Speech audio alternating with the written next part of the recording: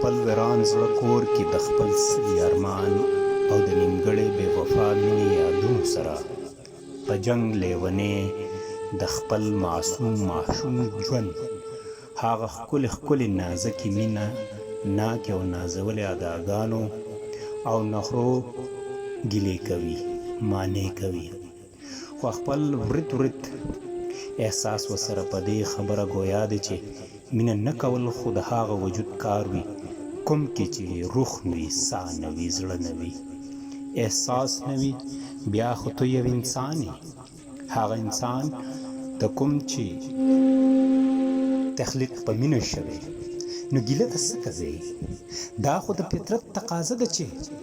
هر زړه لرونکی انسان به مینېږي محبت به کوي عشق به کوي نن تا هم مینه وکړه تا سره هم چا مینه وکړه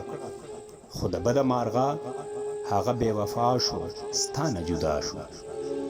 خیر دا به ستا تقدیر وي درد به ستا د ژوند حصه وي غم به ستا مستقبل وي او ژړا به ستا مقدر وي هغه معصومه سرګردانه لیونۍ په ژړا کې په خندا شوه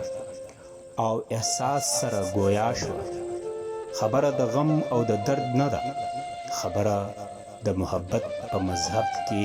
د دوکې ده د بې وفایۍ ده ولې دنیا د دوکهبازو ډکه ده ولې دا د دې دور خلک بې وفایي کوي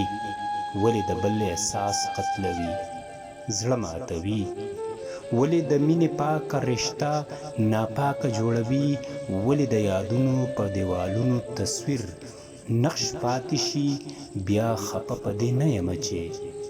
جدا شوې چې بې وفا شوې خو خپه په دې یم چې اوس هېرېږې نه زما د زړه نه وځې نه د زړه د کنډر کور نه نه وځې زما د یادونو نه نه ځې بس داسې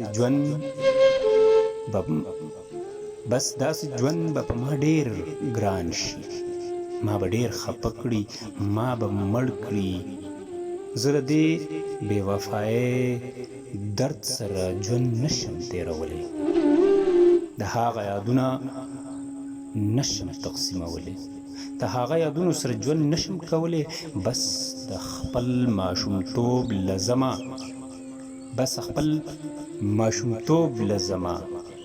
هغه خپل لیونتوب لزما هغه خپل لیونتوب لزما علمه نور مې ستا سره ژوند نشي ستا په ژوند کې مې ډېر دردونه ولیدل ستا د لاسه مې ژوند سکروټې شوې ایره شومه پاتې نه شومه په جهان لاړمه والوتمه هیر شومه دم شومه بس علمه ستا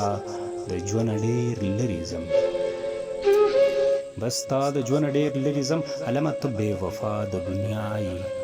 ته په مینه نه پوهېږې